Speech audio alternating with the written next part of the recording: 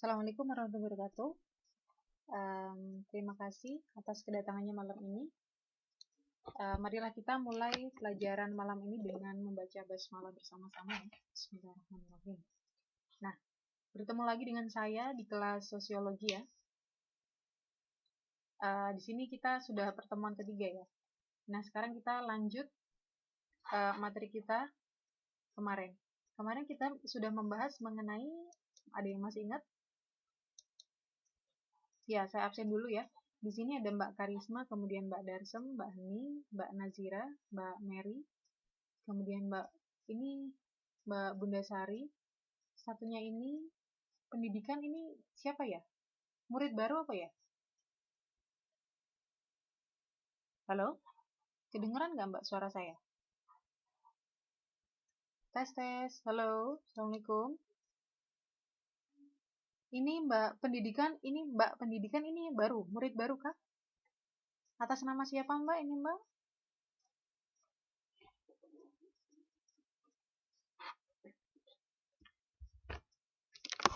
Halo, atas nama siapa Mbak?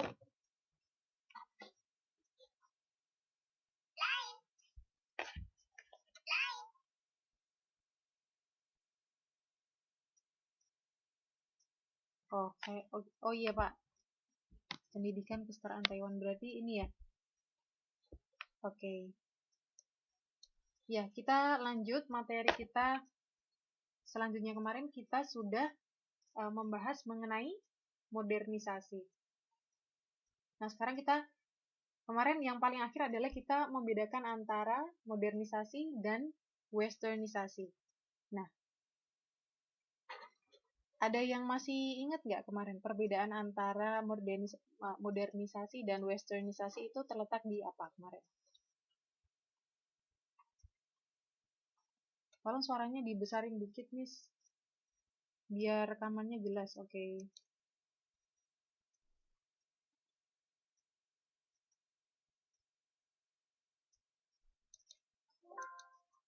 Kemarin siapa yang masuk kemarin? Mbak Herlin ya kemarin masuk ya, Mbak Hening juga masuk ya. Nah, ada yang masih ingat kemarin modernisasi vs westernisasi? Perbedaannya kemarin apa kemarin? Jadi, tidak semua hal-hal yang bersifat western itu modern ya. Nah, ada yang bisa menjelaskan sedikit mengenai modernisasi dan westernisasi kemarin seperti apa perbedaannya?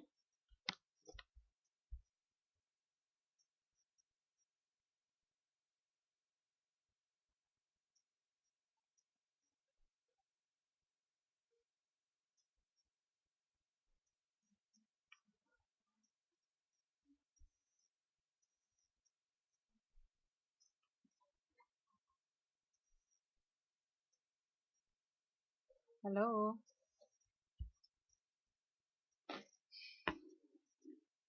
Oke. Saya review dulu ya. Kemarin kita sudah membahas mengenai modernisasi dan westernisasi. Nah, sekarang kita hidup di era globalisasi yang mana banyak hal-hal baru yang masuk ke negara kita gitu kan. Apalagi kalau kita sekarang hidup di negara orang yang mana budayanya itu jauh beda gitu, berbeda dengan budaya kita. Nah, ketika kita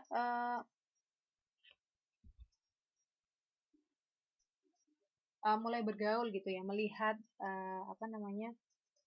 melihat perkembangan, kemudian kita harus memunculkan pada diri kita bahwa kita juga harus bisa mengikuti perkembangan itu. Nah, ketika kita mengikuti perkembangan era globalisasi sekarang, itu erat kaitannya dengan modernisasi. Nah, ketika kita membicarakan mengenai modernisasi, kita harus berhati-hati. Kenapa? Karena modernisasi berarti dari tradisional menuju ke modern ya.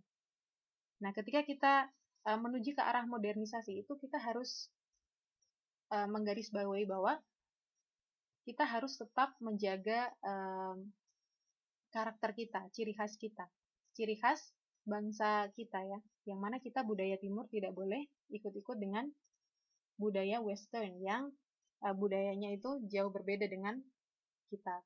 Nah, namun seperti yang kita ketahui bahwa banyak ya hal-hal yang dari Western itu memang bagus gitu, dari teknologi, kemudian dari segi ilmu dan lain-lain itu memang bagus ya. Nah, tapi harus digarisbawahi juga bahwa tidak semua yang datangnya dari Western atau Barat itu bagus gitu. Tidak semua itu sesuai dengan karakter diri kita, karakter bangsa kita. Nah, tanggung jawab kita sebagai masyarakat, tanggung jawab kita sebagai bagian dari Indonesia, kita harus bisa menjaga, harus bisa harus bisa menjaga karakter atau kepribadian gitu. Kita tidak boleh ikut-ikutan. Jadi hanya hal-hal yang sesuai dengan karakter dari bangsa kita yang kita serap, ilmunya gitu kan, kemudian teknologinya. Namun kalau misalnya seperti pakaian yang tidak sesuai dengan ciri khas kita, kepribadian kita, sebaiknya tidak kita ikuti. Kenapa? Karena tidak semua hal-hal yang bersifat Western gitu kan, itu sesuai dengan kepribadian kita sebagai orang Indonesia. Nah, seperti itu. Jadi, harus kita ketahui, harus kita tanamkan pada diri kita bahwa tidak semua loh hal-hal yang dari Western itu bersifat modern. Kita harus cocokkan dengan karakter diri kita, dengan karakter bangsa kita, yang mana kita adalah orang Timur. Jadi, sesuaikanlah gitu. Mana yang tidak sesuai kita jangan ditiru seperti itu. Nah, sekarang kita membahas mengenai Indonesia di tengah modernisasi. Di tengah modernisasi dunia. Nah, Indonesia adalah salah satu negara berkembang. Kenapa? Karena ada ciri-cirinya ya. Negara itu ada yang namanya negara berkembang dan ada yang namanya negara maju. Kemarin di mata pelajaran apa kemarin sudah saya jelaskan? Kemarin ekonomi sama saya juga nggak? Kelas ini sama saya ya. Jadi negara itu ada development country dan developing country ya. Nah, development country atau negara maju itu seperti Taiwan, kemudian Amerika Serikat, dan Australia misalnya. Kalau Indonesia masih termasuk negara berkembang. Lah bagaimana sih posisi Indonesia di tengah modernisasi dunia yang notabene itu masuk ke dalam negara berkembang?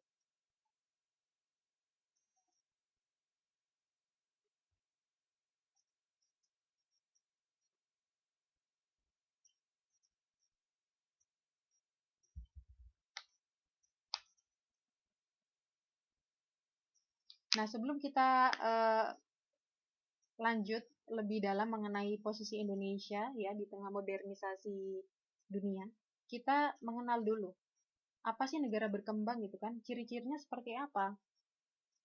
Nah, ini ciri-ciri negara berkembang yang pertama adalah tingkat kematian itu relatif tinggi. Kemudian yang kedua, struktur perekonomiannya adalah agraris atau pertanian ya, dia utamanya, struktur perekonomian utamanya adalah agraris atau pertanian. Kemudian yang ketiga, tingkat peradaban relatif rendah. Yang ketiga tadi, yang keempat, pendapatan per kapita relatif 250 sampai 750 dolar per tahun. Jadi ini ya, pendapatan per kapita adalah rata-rata pendapatan penduduk Indonesia. Itu antara ini 250 sampai 750 dolar per tahun. Jadi sekitar 3 juta sampai 8 juta ya, 3 juta sampai 8 juta per tahun. Maka dari itu Indonesia dikategorikan ke negara berkembang. Kemudian tingkat pertumbuhan itu tingkat pertumbuhan penduduk relatif lebih cepat. Yaitu 1,5 sampai 3,5% per tahun. Kemudian yang terakhir adalah tingkat pendidikan dan teknologi relatif rendah. Ini adalah ciri-ciri negara berkembang. Dan Indonesia termasuk negara berkembang karena Indonesia memiliki ciri-ciri seperti ini. Nah, sekarang kan kita sudah ini ya. Kita orang Indonesia gitu. Kita orang Indonesia dan jelas kita pernah tinggal di Indonesia, Mbak ya. Kemudian sekarang kita tinggal di negara Taiwan gitu, yang bukan Indonesia, Taiwan. Nah, yang mana Indonesia notabene sebagai negara berkembang dan Taiwan sebagai negara maju. Kira-kira ini enggak merasakan nggak perbedaannya ketika kita tinggal di Indonesia yang mana merupakan negara berkembang dan tinggal di Taiwan yang mana itu merupakan negara maju. Yang dirasakan paling utama apa Mbak kira-kira? Nah, ada Mbak Darsa, Mbak Hening, Mbak Nazira, Mbak Mary, Mbak Bundasari, dan Mbak Herlin. Kira-kira yang dirasakan secara signifikan perbedaannya itu apa antara Indonesia dan Taiwan, yang mana dua-dua masing-masing itu beda, yang satu negara maju dan yang satu negara berkembang.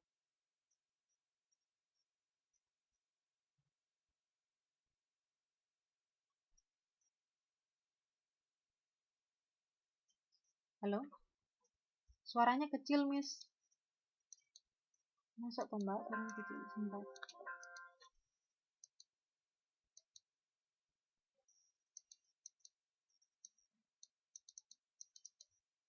Halo, masih masih kecil Mbak, suaranya Mbak. Tes.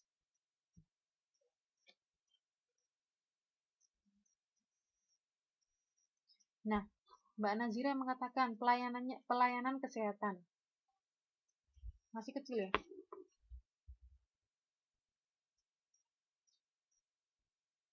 Sebentar saya pakai headset aja ya kalau masih kecil ya.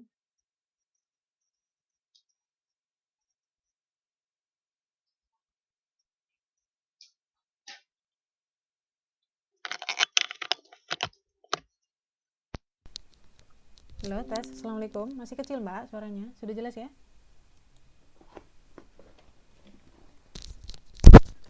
Tes, tes. Halo.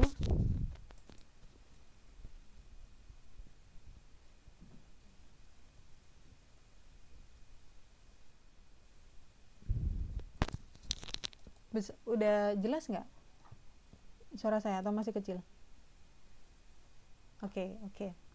Jadi tadi ya, Mbak Herlin sudah menjawab, Mbak Nazira nih menjawab pelayanan kesehatan gitu.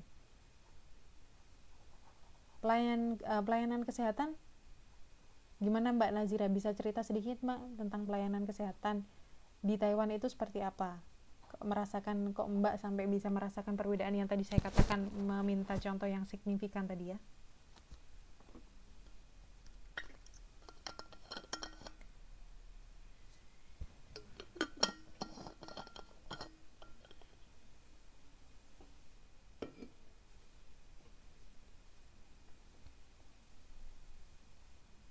Gimana Mbak Nazira? Nah, suaranya makin kecil Miss. Masuk tuh Mbak, kok suaranya makin kecil? Halo? Ini saya udah jerit-jerit loh dari tadi loh.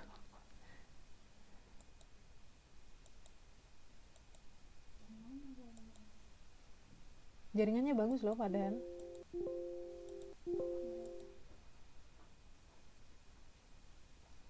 Halo?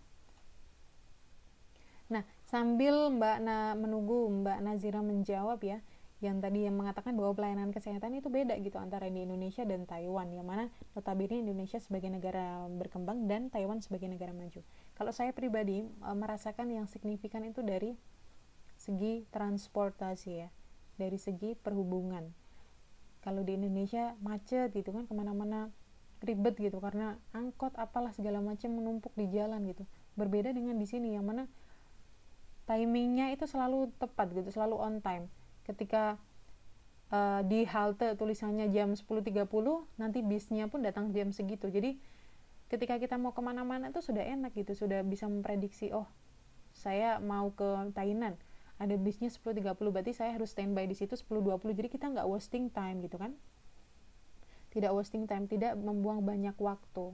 Nah di situ jadi sehingga lebih tercipta yang namanya efisien waktu dan lebih efektif ya kita dalam menggunakan transportasi.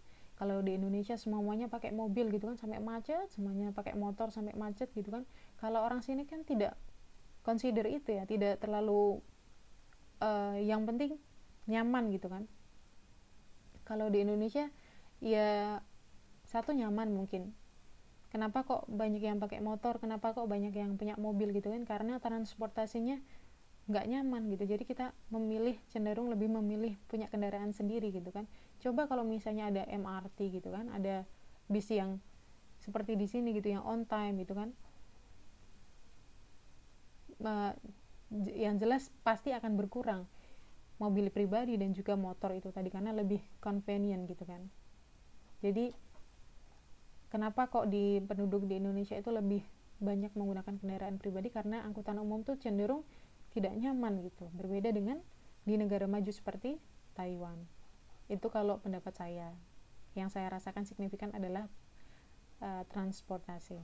Oke, untuk yang lain-lain kita sambil menunggu Mbak Nazira tadi ya, kita membahas mengenai lebih dalam mengenai apa itu negara maju tadi, Indonesia di tengah modernisasi dunia. Nah, menurut salah satu pakar ya,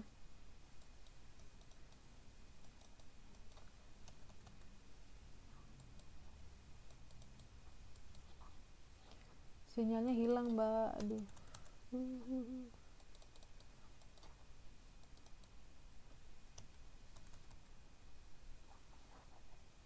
Oke, ini Mbak Nazira menjawab, pengalaman saya datang sini dapat 2 bulan sakit dan di bawah hospital besar, pelayanan cepat dan berbuat hati dan cekap, hanya menggunakan ARC dan kartu asuransi langsung ditangani, tak perlu menunggu lama dan peralatannya lebih canggih dan ongkosnya yang lebih relatif terjangkau bagi saya sebagai BMI.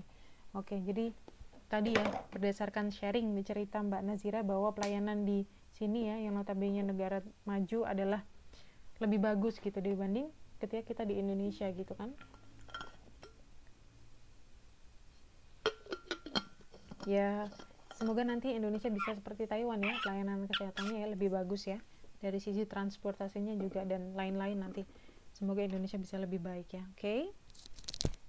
Nah, kita kembali tadi mengenai negara berkembang. Lah menurut Pak Dr. Andes Kuswanto nih ya, yang merupakan ahli sosiologi, itu berpendapat bahwa negara berkembang adalah negara yang di muka bumi, adalah negara-negara di muka bumi, yang telah memiliki kemerdekaannya dari kemiskinan dan keterbelakangan menuju kehidupan yang layak. Jadi dia sudah jauh, dia sudah melangkah gitu ya, dari kemiskinan menuju ke kehidupan yang lebih layak. Contoh dari negara berkembang ya selain Indonesia adalah ada Pakistan, ada Afghanistan, ada Bangladesh ya, India itu juga loh, India juga termasuk negara berkembang, Myanmar, kemudian Malaysia, kemudian Filipina.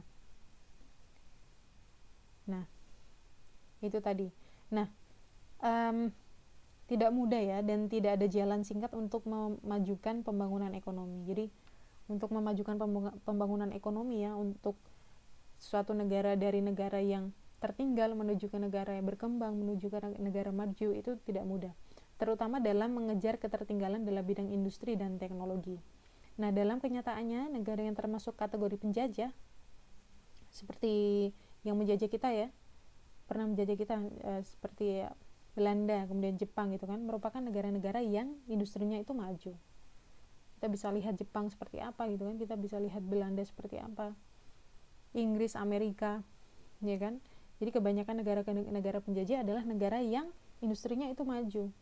Nah, semakin disadari oleh negara-negara dunia ketiga bahwa kemerdekaan politik yang terlepas dari penjajah itu tidak ada artinya tanpa diiringi kemerdekaan untuk menentukan pilihan dalam bidang ekonomi.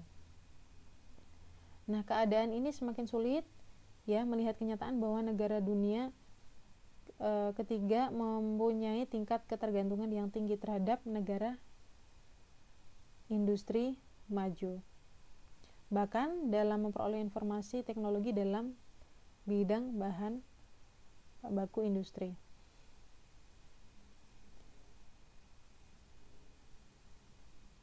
Jadi negara-negara dunia ketiga itu maksudnya adalah negara berkembang ya, seperti Indonesia. Jadi meskipun negara-negara berkembang ya seperti Indonesia itu sudah lepas dari penjajahan, namun itu dikatakan tidak ada artinya gitu tanpa diiringi kemerdekaan dalam bidang kemerdekaan untuk menentukan pilihan dalam bidang ekonomi. Nah, bahkan sampai sekarang pun gitu kan ya,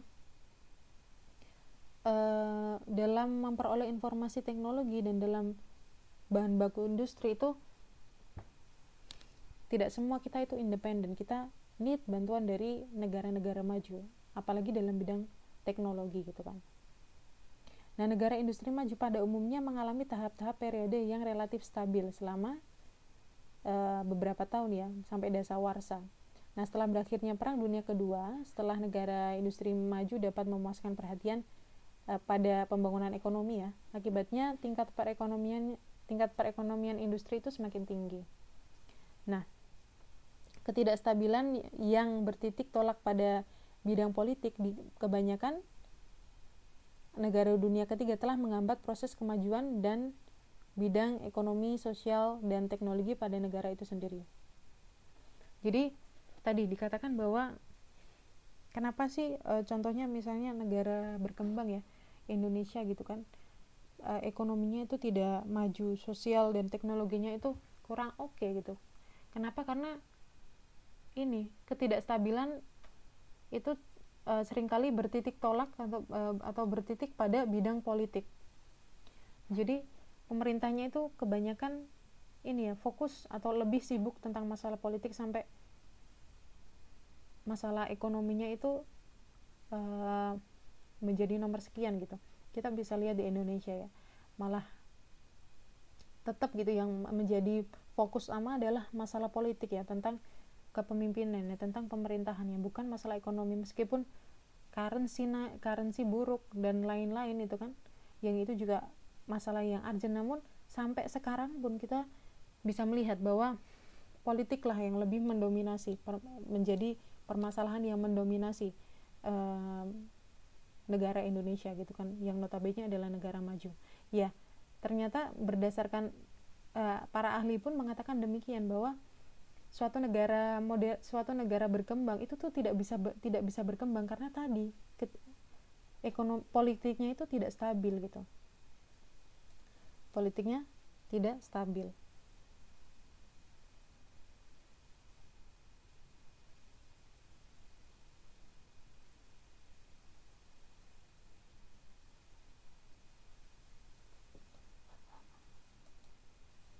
Oke, tadi kita sudah membahas mengenai Indonesia di tengah modernisasi dunia yang notabene sebagai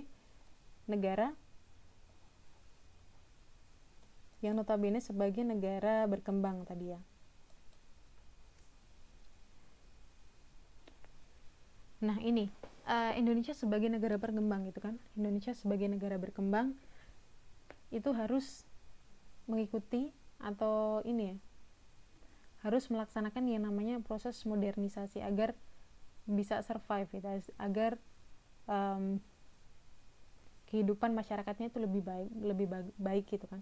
Nah, khususnya di negara berkembang ini harus melakukan yang namanya modernisasi seperti Indonesia. Nah, apa yang bisa dilakukan? Yang bisa dilakukan antara lain adalah yang pertama, strategi pembangunan.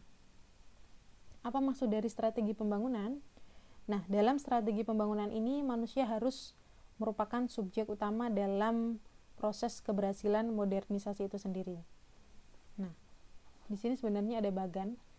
Saya jelaskan lewat ini aja ya.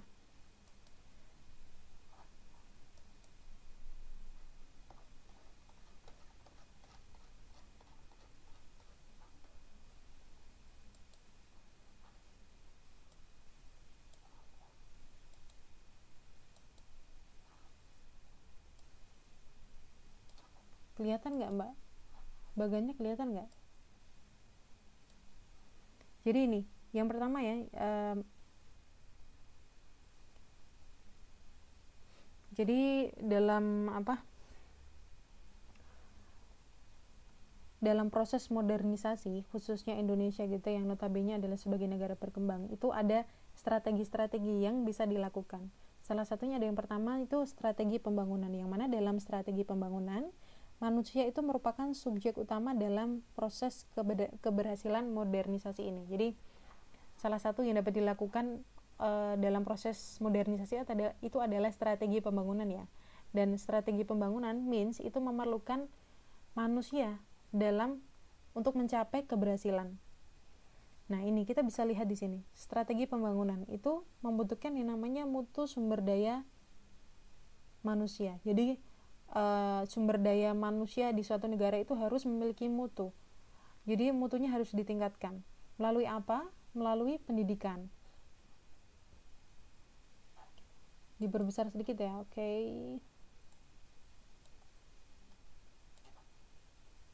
Nah, kelihatan ya, Mbak ya. Jadi tadi kita sekarang membahas mengenai posisi keadaan Indonesia, keadaan negara berkembang dalam proses modernisasi. Itu bisa melakukan apa aja gitu dalam proses modernisasi. Strategi apa saja yang bisa dilakukan untuk menuju modern tadi. Yang pertama yang dilakukan adalah bisa dengan metode atau strategi pembangunan, yang mana dalam strategi pembangunan itu memerlukan yang namanya manusia untuk mencapai keberhasilan. Nah, untuk mencapai keberhasilan di strategi pembangunan ini, apa yang dibutuhkan? Yang pertama adalah mutu sumber daya manusia. Jadi sumber daya manusia dalam suatu negara itu harus bermutu gitu, qualified. Mutunya harus ditingkatkan. Melalui apa? Yang pertama melalui pendidikan formal. Atau melalui pendidikan melalui pendidikan. Yang pendidikan itu bisa melalui pendidikan formal, non formal, dan informal seperti kita ini. Melalui pendidikan. Yang tujuannya adalah untuk meningkatkan mutu sumber daya manusia. Kemudian yang kedua, peningkatan kesehatan dan gizi. Jadi tidak orangnya cuma pinter aja gitu, tapi orangnya juga harus sehat. Ya. Kemudian yang ketiga, tidak cuma pinter, nggak cuma sehat, tapi orangnya juga harus memiliki disiplin kerja. Jadi ini dibutuhkan sumber daya manusia ya, yang memiliki ciri-ciri seperti ini: peningkatan pendidikan, kemudian kesehatan, dan disiplin kerja. Kemudian yang kedua, dibutuhkan kelembagaan yang memiliki sifat seperti apa? Yang memiliki sifat punya inovasi, kemudian partisipasi dan mobilisasi. Kemudian yang ketiga, membutuhkan yang namanya sumber daya manusia. Jumlah sumber daya manusia. Yang penggunaannya itu untuk yang pertama kesempatan kerja. Kemudian transmigrasi. Maksudnya ini gini. Strategi pembangunan jumlah sumber daya manusia itu harus di-manage, maksudnya harus dikelola. Jadi ketika di sini ya, bahwa kita membicarakan tentang strategi pembangunan, kita membicarakan tentang mutu manusia, tentang sumber daya manusia yang dikatakan harus bermutu. Namun kita juga harus harus memikirkan tentang size, jumlahnya dari manusia harus diapakan, itu kita fokuskan. Di negara tersebut harus difokuskan. Jumlah sumber daya manusia itu harus digunakan untuk apa sih agar negara itu bisa maju gitu, bisa modern, bisa termodernisasi gitu kan. Yaitu manusianya itu digunakan untuk ini. Harus memiliki kesempatan kerja. Kemudian jumlah penduduk itu harus melakukan transmigrasi, jangan sampai terfokus pada satu daerah saja gitu. Makanya banyak kan ya dulu pemerintah melakukan program transmigrasi gitu ya. Banyak penduduk di Jawa dipindahkan ke pulau-pulau lain ya, seperti Sulawesi, Sumatera, dan Kalimantan. Nah, itu fungsinya adalah penyebaran agar diusahakan agar di daerah yang satu dengan di daerah yang lain itu kesejahteraannya itu sama dan tidak bertumpu hanya pada misalnya Jawa gitu kan. Seperti itu. Kemudian yang ketiga, pengupahan yang layak. Jadi di sini ketika membicarakan tentang pengupahan yang layak, kita berbicara tentang UMR ya.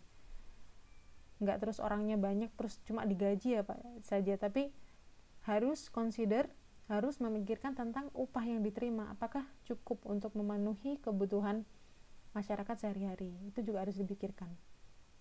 Kemudian yang keempat, perlindungan kerja. Jadi harus ada rule, harus ada hukum, harus ada law ya yang mengatur tentang perlindungan kerja, sehingga sumber daya manusia di negara tersebut itu safe, terlindungi oleh hukum di negara tersebut. Nah, semua ini dari mutu, dari sumber daya manusia, dari kelembagaan dan jumlahnya ini, itu semuanya harus memiliki mental yang unggul dan produktivitas kerja yang tinggi. Jadi mentalnya itu harus unggul gitu. Ya, negara ini kalau udah punya ini berarti memiliki mental yang unggul dan produktivitas kerja yang tinggi. Sehingga hasilnya adalah ini, ketahanan nasional yang mantap. Ketahanan nasional yang mantap seperti itu. Itu penjelasan dari strategi pembangunan dalam proses modernisasi. Itu seperti itu ya.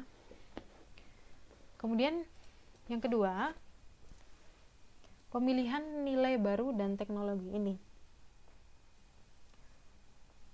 Jadi ketika kita membicarakan tentang modernisasi gitu ya, kita membicarakan tentang memilih, dan kita juga membicarakan tentang teknologi karena modernisasi erat kaitannya dengan teknologi ya. Nah, pemilihan nilai baru dan teknologi yang tepat merupakan jadi pemilihan nilai baru dan teknologi yang tepat guna merupakan awal keberhasilan dalam modernisasi. Nah, pemilihan nilai dan teknologi di Indonesia bersumber dari politik luar negeri Indonesia yang bebas aktif. Nah, dalam makna pelaksanaannya, Indonesia menerima nilai dan teknologi dari manapun asal sesuai dengan kepribadian bangsa. Jadi, ini yang perlu kita garis bawahi. Jadi, Indonesia menerima nilai-nilai baru dan teknologi dari manapun asal, itu tidak kontra dengan kepribadian bangsa. Nah, dalam kaitannya dengan perkembangan ekonomi, pemilihan nilai dan teknologi lebih condong pada apa? Lebih condong pada falsafah bisnis dengan orientasi laba. Seperti itu. Jadi tadi ketika dalam proses modernisasi ya, itu kita membicarakan tentang nilai-nilai baru yang diserap atau diambil dari negara lain gitu. Kemudian kita juga membicarakan tentang teknologi. Boleh ya negara Indonesia itu menerapkan nilai baru dan juga menggunakan teknologi, namun harus digarisbawahi bahwa nilai baru dan teknologi yang digunakan itu harus sesuai dengan kepribadian bangsa, seperti itu. Kemudian yang ketiga, mengenai tenaga pengalih. Nah, masalah alih teknologi dibahas pada para pinter ya, para orang-orang pinter itu yang cendekiawan, teknokrat, politikus, dan bahkan orang awam ya, semenjak beberapa tahun terakhir ini, baik di Indonesia maupun di luar negeri. Jadi tentang pengalihan teknologi. Nah, hal ini disebabkan karena frustasi yang timbul di negara-negara dunia ketiga bahwa pengalihan teknologi dari maju ke negara berkembang yang sudah berjalan relatif cukup lama belum memberikan hasil seperti yang diharapkan. Nah, belum lagi persoalan yang timbul mengenai tingkat derajat teknologi itu sendiri, apakah yang dialihkan sekarang sudah memadai atau belum memadai. Oleh karena itu, timbul pula berbagai istilah seperti teknologi tepat guna, teknologi tinggi, teknologi madya, ataupun teknologi rendah. Nah, dalam kaitan ini, tiap-tiap negara berkembang masih belum mencapai kesepakatan sehubungan dengan terdapatnya aliran-aliran dalam pembangunan.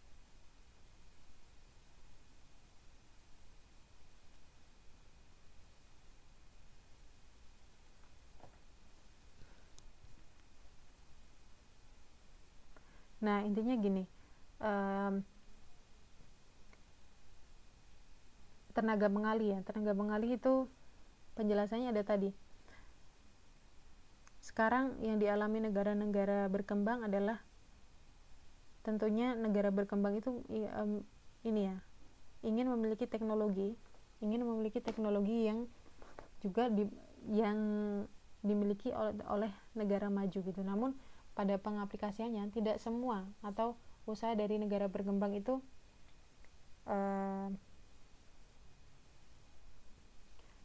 tidak semua bisa berjalan dengan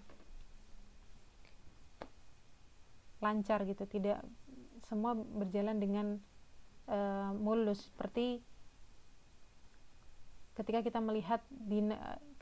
melihat atau ketika kita merasakan penerapan di negara yang maju. Nah, oleh karena itu ini dibutuhkan yang namanya tenaga pengalih.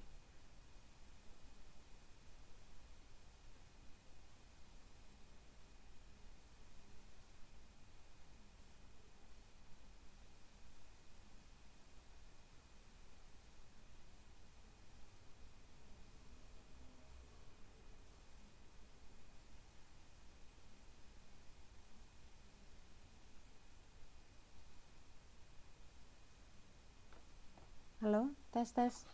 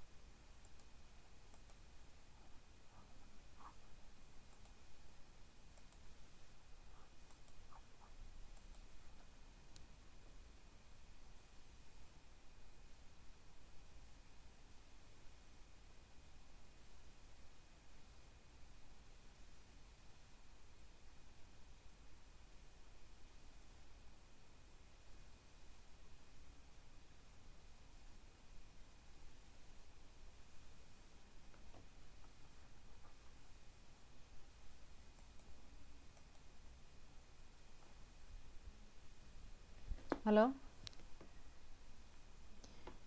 Ya, tadi kok kayaknya suara saya hilang ya. Saya lanjutkan ya. Jadi kita tadi sudah membahas tentang pemilihan nilai baru dan teknologi. Jadi negara Indonesia bisa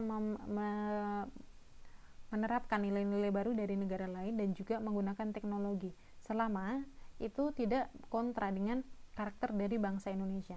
Nah, selanjutnya kita juga dalam proses modernisasi ya, itu kita juga membicarakan tentang tenaga pengalih.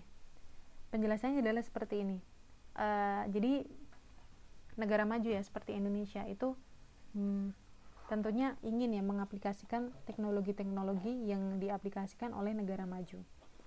Nah, namun tidak semua gitu, tidak semua teknologi yang diterapkan oleh negara maju itu bisa 100% atau bisa dengan mudahnya diterapkan oleh Indonesia gitu. Misalnya contohnya saja yang sekarang mau dibangun Indonesia adalah kereta cepat ya. Kereta cepat seperti MRT itu. Kalau di Jepang namanya apa, Mbak?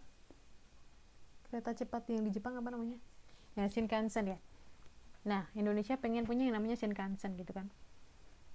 Nah, Indonesia ketika ingin membuat Shinkansen harus bekerja sama dengan Jepang dan lain-lain itu. Nah, di sini yang kita bisa lihat bahwa ketika Indonesia ingin menerapkan transportasi yang advance seperti yang convenience, yang bagus seperti di Jepang, itu kendalanya di situ ya, harus membutuhkan bantuan dari negara lain. Nah, oleh karena itu Indonesia perlu yang namanya tenaga pengalih. Jadi harus menyekolahkan anak-anaknya gitu, harus menyekolahkan manusia-manusianya yang ada di Indonesia agar kan tidak mungkin ketika Indonesia sudah memiliki Shinkansen yang tadinya beli dari Jepang ya misalnya, itu terus dikelola terus oleh Jepang. Suatu saat kan kita juga perlu untuk memeliharanya, untuk memanagenya gitu kan. Jadi perlu tenaga pengalih. Lah bagaimana Indonesia mengatasi ini? Mengatasinya adalah salah satunya ya mengirim atau menyekolahkan manusia-manusianya tadi ke negara luar yang mana nanti manusia atau pelajar-pelajar yang disekolahkan di luar itu diharapkan bisa menyerap dan mengaplikasikannya di Indonesia, bisa menyerap ilmu di negara lain dan mengaplikasikannya di Indonesia seperti itu. Jadi di sini ketika membicarakan tentang tenaga pengalih adalah negara berusaha untuk membuat pintar, memandaikan sumber daya manusia agar dapat memanage teknologi yang digunakan atau yang diserap dari negara yang lebih maju. Seperti itu. Kemudian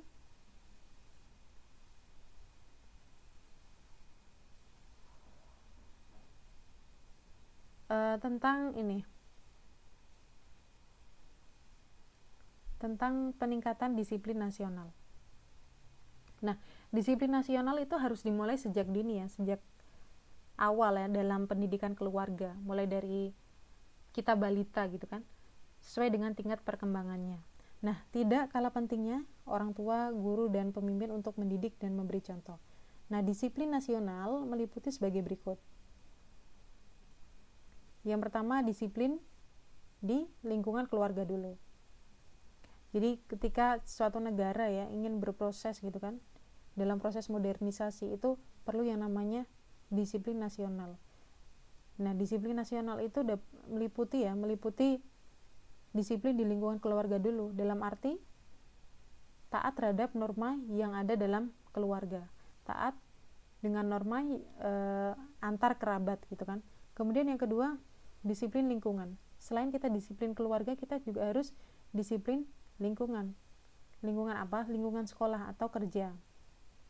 Dalam arti menaati norma atau aturan yang berlaku di lingkungan sekolah atau lingkungan kerja. Jadi yang pertama kita juga harus menaati lingkungan aturan atau norma di lingkungan keluarga. Yang kedua, kita menaati aturan di lingkungan sekolah dan lingkungan kerja. Kemudian yang ketiga, disiplin di lingkungan masyarakat tentunya. Dalam arti di lingkungan keluarga, sekolah, dan kerja. Dalam arti di luar tadi, maksudnya di luar lingkungan keluarga, di luar lingkungan sekolah, dan lingkungan kerja. Nah, disiplin nasional mencakup apa? Mencakup tertib waktu, tertib hukum, tertib administrasi, tertib keuangan. Semua ini sangat besar pengaruhnya terhadap laju proses modernisasi di suatu negara. Jadi tadi suatu negara ya dapat melaksanakan beberapa strategi dalam proses modernisasi dan dapat mempercepat laju dari modernisasi dengan beberapa strategi. Yang pertama adalah dengan strategi pembangunan tadi, yang mana menggunakan sumber daya manusia, yang mana bertumpu pada mutu dari manusia dalam keberhasilannya gitu kan. Jadi manusia itu harus bermutu, kemudian kelembagaannya itu harus memiliki sifat tadi inovasi, kemudian mobilisasi tadi kan ya. Kemudian jumlah dari manusianya itu harus di-manage untuk apa gitu. Bagaimana pendapatannya, bagaimana kesempatan kerjanya itu harus dikelola. Kemudian yang kedua, pemilihan nilai baru dan teknologi. Jadi bangsa Indonesia itu ya contohnya ya, sebagai negara berkembang ya, boleh gitu menerapkan nilai baru dan teknologi selama gitu, as long as dia tidak kontra dengan kepribadian bangsa Indonesia. Kemudian yang ketiga, tenaga pengalih. Jadi Indonesia atau negara-negara berkembang dalam proses modernisasi itu perlu yang namanya tenaga pengalih. Jadi harus memintarkan sumber-sumber daya manusia tadi, harus ditingkatkan pendidikannya agar apa? Agar siap ketika mengaplikasikan teknologi baru, teknologi dari negara maju yang diterapkan di negara berkembang. Kemudian yang terakhir, peningkatan disiplin nasional. Jadi tidak hanya manusianya itu dipintarkan, tidak hanya teknologinya itu diperbarui gitu kan, teknologinya ditingkatkan menjadi lebih advance, namun manusianya itu harus meningkatkan disiplin nasional. Jadi manusia yang ada di negara tersebut harus patuh terhadap norma tadi, norma keluarga, norma sekolah, norma kerja, dan norma masyarakat, seperti itu.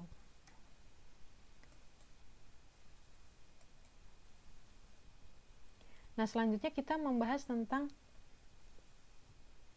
gejala modernisasi masyarakat Indonesia dalam berbagai bidang kehidupan. Apa sih gejalanya gitu? Apa sih gejala itu apa ya? Gejala itu hal-hal yang muncul tuh apa gitu? Hal-hal yang muncul apa dalam modernisasi masyarakat Indonesia, dalam kehidupannya itu gejala-gejalanya apa sih yang muncul gitu? Gejala hal-hal yang muncul dalam modernisasi di Indonesia itu apa gitu kan? Yang pertama, modernisasi bidang ilmu pengetahuan dan teknologi atau IPTEK. Nah, ketika kita membicarakan tentang gejala modernisasi ya dalam ilmu pengetahuan dan teknologi, Jadi perkembangan ilmu pengetahuan dan teknologi itu berlangsung secara overlapping atau cenderung tumpang tindih ya, atau interdependensi atau saling ketergantungan. Jadi perkembangan antara ilmu pengetahuan dan teknologi itu saling ketergantungan dan tumpang tindih. Nah, tingkat ilmu pengetahuan yang dimiliki oleh suatu masyarakat itu tercermin dari teknologi yang dimiliki pada saat itu. Setuju nggak dengan ini? Jadi tingkat ilmu pengetahuan yang dimiliki oleh suatu masyarakat tercermin dari teknologi yang dimiliki pada saat itu. Misalnya dulu pada zaman nenek kita gitu kan, memasak masih menggunakan tungku. Karena kenapa? Karena mereka tidak tahu, mereka belum memiliki ilmu pengetahuan bahwa ilmu pengetahuan mengenai teknologi lain untuk memasak selain tungku. Nah, dari tahun ke tahun ada teknologi yang baru, kompor namanya. Orang sudah mulai pintar ya, memilih atau membuat sesuatu untuk memasak itu lebih simpel gitu, lebih gampang dengan menggunakan kompor. Nah, selanjutnya tidak menggunakan kompor lagi, tidak menggunakan kompor biasa lagi, ada yang lebih cepat, ada yang lebih advance, menggunakan kompor gas yang dirasa lebih simpel ya, tidak menggunakan minyak tanah tapi menggunakan gas gitu kan, menggunakan gas. Nah, dari mulai tungku sampai kompor gas tadi ya, itu mengindikasikan bahwa ilmu pengetahuan atau ilmu pengetahuan dan teknologi, ilmu pengetahuan yang dimiliki nenek moyang kita yang menggunakan tungku itu kurang dibanding dengan ilmu pengetahuan yang dimiliki oleh masyarakat sekarang gitu, yang mana sekarang sudah modern, lebih menggunakan tadi kompor gas gitu kan. Jadi teknologi yang digunakan oleh masyarakat sekarang itu mengindikasikan bahwa ilmu pengetahuan yang dimiliki oleh masyarakat di zaman sekarang itu lebih tinggi dibandingkan dengan nenek moyang kita di zaman dahulu, sehingga ya tadi teknologi yang kita gunakan lebih tinggi seperti itu. Jadi tadi ya ilmu pengetahuan, jadi tadi ya teknologi yang digunakan oleh suatu bangsa atau suatu masyarakat ya, itu tercermin pada teknologi yang dimiliki. Seperti contoh misalnya, tadi kita membicarakan mengenai Shinkansen. Indonesia tidak memiliki Shinkansen, sedangkan Jepang memiliki Shinkansen. Nah, di situ tercermin bahwa ilmu pengetahuan yang dimiliki oleh Jepang itu lebih tinggi dibanding dengan Indonesia. Kenapa? Karena teknologi yang dimiliki oleh Jepang itu lebih tinggi daripada teknologi di Indonesia. Jadi gampangnya seperti itu. Jadi ketika kita ingin memiliki teknologi yang tinggi, maka kita harus meningkatkan yang namanya ilmu pengetahuan kita. Jadi berbanding lurus ya antara ilmu pengetahuan dan teknologi. Nah, hal ini disebabkan teknologi merupakan buah dari ilmu pengetahuan, dan dengan teknologi akan membantu perkembangan ilmu pengetahuan. Seperti itu ya. Jadi ahli teknologi semakin lama itu semakin menggema. Nah, hal itu bukan karena konferensi para ahli teknik atau bentuk-bentuk temuan baru lainnya, melainkan sudah menjadi kesepakatan nasional bahwa bangsa Indonesia perlu meningkatkan diri. Nah, kemajuan dapat ditempuh dengan usaha modernisasi dan industrialisasi. Oleh karena itu, kedua usaha itu dapat didekati secara individual. Desa yang modern memiliki rakyat yang bermotivasi ya. Jadi walaupun tidak menjalani industrialisasi, rakyat harus memiliki motivasi yang maju. Kita kemarin sudah membahas mengenai industrialisasi dan modernisasi pengertiannya, jadi saya tidak akan membahas lebih detail gitu kan. Saya asumsikan sudah tahu ya semua apa itu industrialisasi dan apa itu modernisasi. Nah, menurut sifatnya, penemuan baru dalam hubungannya dengan ilmu pengetahuan dapat dibedakan menjadi dua macam. Jadi penemuan baru itu dibedakan menjadi dua macam ya. Ada discovery, di sini kita bisa lihat, dan invention. Nah, Antara ini, kedua ini ya, discovery dan invention ini merupakan pangkal tolak dari studi pertumbuhan dan perubahan kebudayaan. Kenapa? Karena dengan proses discovery dan invention inilah unsur baru dapat ditambahkan dalam keseluruhan kebudayaan manusia. Nah, meskipun unsur kebudayaan dapat tersebar dari suatu masyarakat ke masyarakat yang lain nih, sehingga sebagian besar dari tambahan kekayaan kebudayaan diperoleh melalui proses difusi. Akan tetapi tiap-tiap unsur dapat dituruti kembali pada gejala discovery dan invention.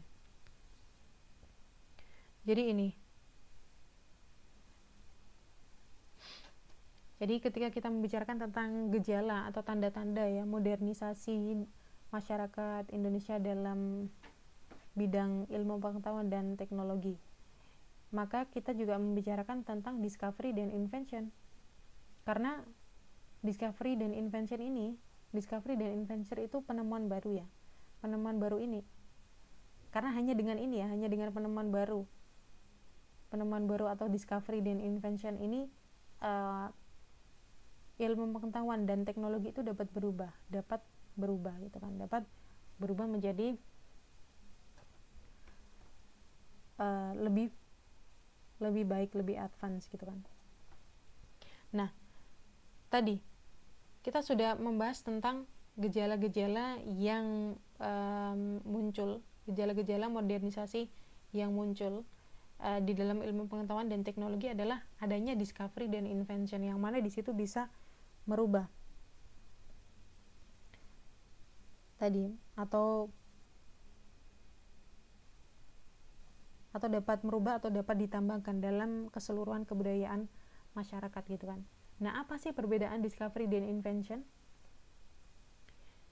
Yang notabene mereka ini sama-sama penemuan baru gitu kan.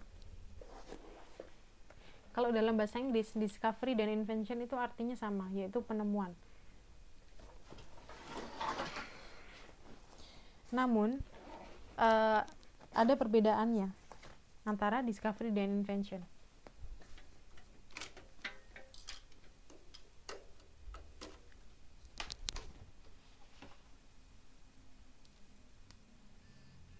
Nah, kalau discovery, yang pertama ciri-cirinya adalah penemuan itu terhadap hal yang semula telah ada dan belum terungkap. Kemudian yang kedua, waktu yang diperlukan itu relatif pendek. Yang ketiga, dapat terjadi kesengajaan. Kemudian yang keempat, penemuan itu dilakukan di alam. Nah, contohnya adalah Columbus menemukan benua Amerika.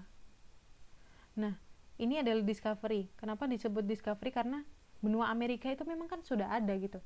Cuma baru terungkap karena si Columbus itu jalan-jalan tadi ya, jalan-jalan dan menemukan benua Amerika. Namun memang sebenarnya benua Amerika itu sudah ada gitu. Ya, seperti itu. Dan dia terjadinya di alam. Dan waktunya relatif pendek. Bisa merasakan nggak maksud dari discovery ini dengan contoh Columbus menemukan benua Amerika?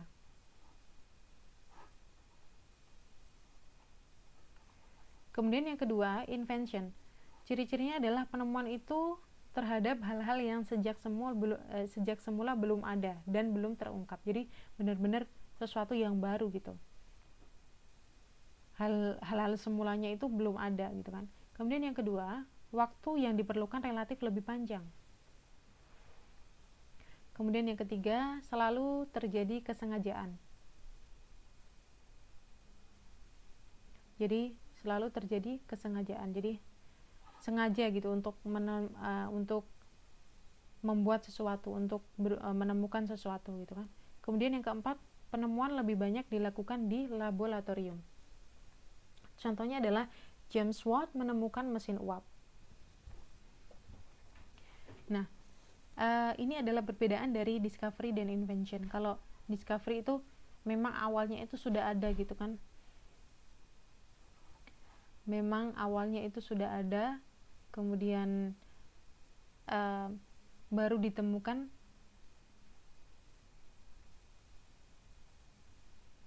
memang awalnya sudah ada, kemudian baru ditemukan karena contohnya misalnya Columbus menemukan benua Amerika karena Columbus ini jalan-jalan gitu kan, kemudian menemukan benua Amerika. Dan kebanyakan ini selalu berhubungan dengan penemuan yang dilakukan di alam, memang sudah diciptakan oleh Allah gitu ya, oleh sang penciptanya. Jadi kalau benua itu kan memang sudah ada. Kalau misalnya contohnya lagi misalnya penemuan bunga Rafflesia arnoldi misalnya yang di Indonesia, bunga itu kan memang udah ada gitu. Nah,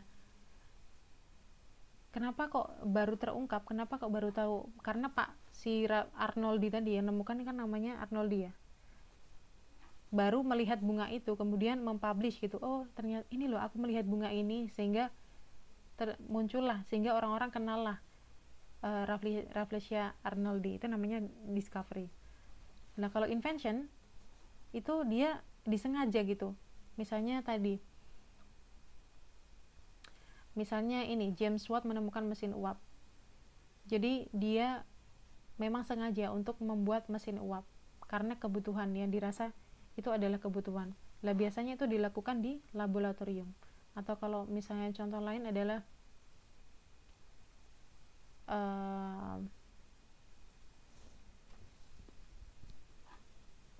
misalnya contoh lain adalah Steve Jobs misalnya yang membuat iPhone gitu kan. Dia pengen membuat HP dengan teknologi yang memiliki ciri A, B, C, D misalnya, sehingga dia ngotak-ngatik gitu kan, kemudian jadilah iPhone. Nah seperti itu, itu namanya invention karena dia sengaja untuk membuat HP yang dia pengennya memiliki teknologi yang seperti ini, kemudian dia melakukan research, dia melakukan teknologi, dia mengotak-atik tadi ya, jadilah iPhone. Itu namanya invention. Jadi sebelumnya kan tidak ada iPhone, nah sekarang ada iPhone, dia karena dia melakukan atau menemukan yang namanya invention tadi. Nah ini Mbak Bunda Sari kebalikan ya Miss. Dikatakan kebalikan juga tidak, tapi bisa juga dikatakan sama karena dia sama-sama penemuan gitu kan, penemuan baru. Bedanya apa? Bedanya kalau discovery itu memang sudah ada aslinya di alam, itu sudah ada. Contohnya kalau benua Amerika itu kan kita bukan dibuat oleh manusia kan, ditemukannya ya memang ditemukan, sudah ada. Berbeda dengan iPhone. Kalau misalnya Steve Jobs nggak buat iPhone tadi, kan nggak ada tuh iPhone gitu kan, sebelumnya kan nggak ada iPhone, karena dia bikin kan jadi ada iPhone gitu kan. Terus misalnya bunga Rafflesia arnoldi tadi, kan bukan terus si Pak Arnoldi tadi itu membuat bunga Rafflesia, memang sudah ada, Allah sudah menciptakan bunga Rafflesia itu gitu kan. Jadi memang sudah ada, terus kemudian baru tahu karena dia melihat gitu kan, terdiscover karena dia melihat. Berbeda dengan Pak James Watt ini yang menemukan mesin uap karena dia sengaja gitu membuat mesin uap. Mesin uap kan nggak ada kan sebelumnya, Allah kan tidak menciptakan mesin uap gitu kan. Jadi perbedaannya adalah itu. Kebalikannya ya, karena bisa dikatakan kebalikannya ya tadi, biasanya kalau discovery itu dia tidak bisa sengaja bisa tidak, tapi kalau invention dia pasti sengaja gitu kan. Tapi kalau waktunya, kalau discovery itu dia relatif pendek ya. Kalau ini karena dia tuh dari barang yang ada sampai tidak ada tadi, barang yang tadinya nggak ada jadi ada, jadi diperlukan waktu yang relatif panjang untuk mengotak-atik, jadi untuk melakukan research di laboratorium tadi kan, sehingga muncullah hal baru. Itu dia relatif lebih lama. Nah ini paham ya perbedaan antara discovery dan invention ya.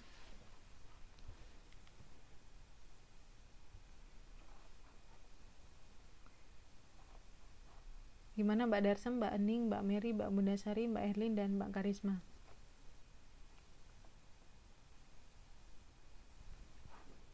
Oke, paham ya. Nah kemudian tadi kita sudah mengenal modernisasi, gejala modernisasi di bidang teknologi dan ilmu pengetahuan. Nah selanjutnya kita mengenal modernisasi dalam bidang politik dan ideologi. Itu apa gitu ciri-cirinya? Nah, politik adalah semua usaha dan aktivitas manusia dalam rangka apa? Dalam rangka memperoleh kekuasaan. Kita bisa tahu itu, yang bisa melihat. Nah, menjalankan kesuksesan dan mempertahankan kekuasaan dalam kaitannya dengan apa? Dengan penyelenggaraan pemerintah negara. Penyelenggaraan pemerintahan negara itu yang disebut dengan politik ya. Erat kaitannya dengan tadi kekuasaan gitu kan. Erat dengan pemerintahan negara. Nah, aktivitas yang dimaksud dapat dilakukan oleh perseorangan ataupun kolektif atau partai tadi ya, biasanya yang kita bisa lihat dengan nyata ya, dan pada tingkat pusat atau daerah. Nah, modernisasi dalam semua peradaban telah meluas di setiap segi kehidupan. Nah, hal ini tercermin dari meningkatnya kebutuhan, kemudian kepentingan dan hubungan manusia dalam masyarakat. Nah, hal ini menuntut pembaruan pada segi kehidupan politik dan ideologi negara. Nah, dalam arti usaha, pemantapan, dan segi pengalamannya dalam kehidupan sehari-hari. Nah, dalam lingkungan nasional ya, pembaruan bidang politik dapat berupa sebagai berikut ya, contohnya adalah pembaruan perundang-undangan misalnya,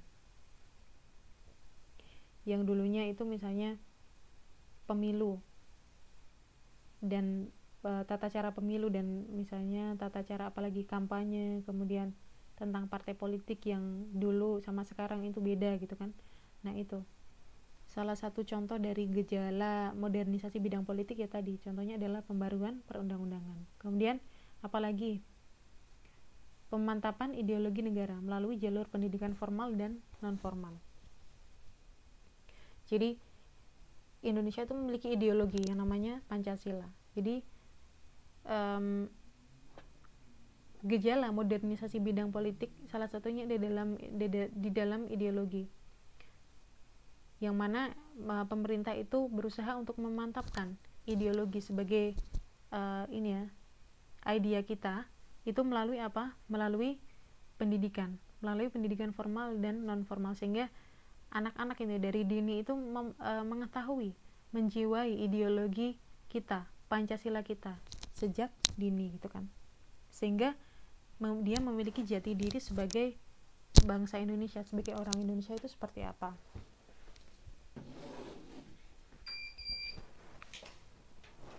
Jadi tadi negara yang cenderung ini apa ya, termodernisasi gitu kan, dia memiliki kemantapan ideologi. Kemudian yang ketiga, usaha yang bertujuan untuk meningkatkan persatuan dan kesatuan, sehingga dapat terwujud integrasi nasional dan mantap dan dinamis. Kalau ini ya tentu ya, semua negara itu berusaha atau bertujuan untuk meningkatkan persatuan dan kesatuan bangsa, yang mana heterogen gitu kan. Heterogen itu artinya beda, suku, bahasa, kebiasaannya itu beda, sehingga dapat terwujud integrasi nasional yang mantap dan dinamis. Kalau ini tentu gitu, semua negara pasti melakukan ini ya, berusaha melakukan ini gitu kan. Namun usahanya seperti apa gitu kan,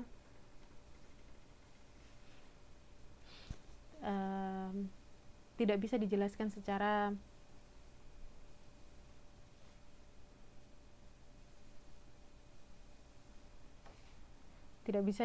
secara ini apa namanya, simple gitu, karena ya memang semua negara itu bertujuan untuk meningkatkan tadi persatuan dan kesatuan gitu. Entah itu dia negaranya masih bersifat tradisional ataupun sudah modern gitu, memang pasti semua negara ya niatnya itu gitu kan ya. Kemudian tadi itu kaitannya dalam lingkup nasional ya, jadi undang-undang gitu kan ya, kemudian pemantapan ideologi, kemudian bertujuan meningkatkan persatuan dan kesatuan.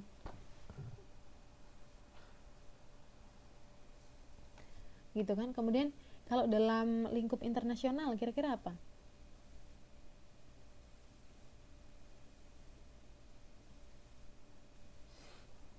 Contohnya adalah misalnya kalau dalam tingkat internasional, dalam misalnya diterbitkannya ini ya, berbagai macam peraturan dan kesepakatan yang mengatur segi kehidupan tertentu seperti batas kedaulatan gitu kan, persenjataan gitu kan, kemudian politik dagang dan organisasi politik yang selalu menyesuaikan dengan situasi dan kondisi masyarakat. Jadi modernisasi bidang politik dan ideologi dalam masyarakat internasional, yaitu contohnya adalah tadi mengenai kedaulatan bangsa, kedaulatan gitu kan, kemudian persenjataan dan politik dagang. Kemudian selanjutnya adalah modernisasi di bidang ekonomi. Seperti apa sih modernisasi dalam bidang ekonomi gitu kan? Nah, kegiatan ekonomi masyarakat Indonesia itu cenderung pada usaha pengolahan bahan mentah. Bahan mentah apa? Bahan mentah hasil pertanian dan hasil pertambangan yang selanjutnya itu diolah di luar negeri.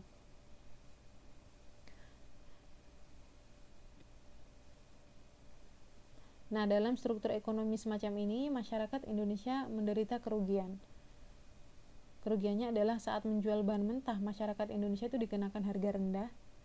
Dan kemudian ketika membeli barang jadi tadi yang sudah diolah, di luar negeri, itu masyarakat Indonesia dikenakan harga yang sangat tinggi. Ya, itu tadi itu adalah ini ya, permasalahan yang sekarang dihadapi Indonesia gitu kan. Indonesia seringkali menjual barang mentah gitu ke luar negeri. Kita jual dengan harga yang murah. Namun ketika kita membeli lagi dengan harga yang mahal. Nah, di situ kan timbul yang namanya kerugian. Loh, kita yang punya barang kok kita membelinya dengan harga yang mahal. Kenapa? Karena kita tidak mampu untuk mengolahnya. Oleh karena itu, dikatakan bahwa struktur ekonomi Indonesia itu perlu dirombak. Bangsa Indonesia itu harus mampu mengolah bahan mentah menjadi barang jadi. Hal ini berarti apa? Berarti industri, transportasi, dan kegiatan untuk mengolah bahan mentah itu perlu dikembangkan.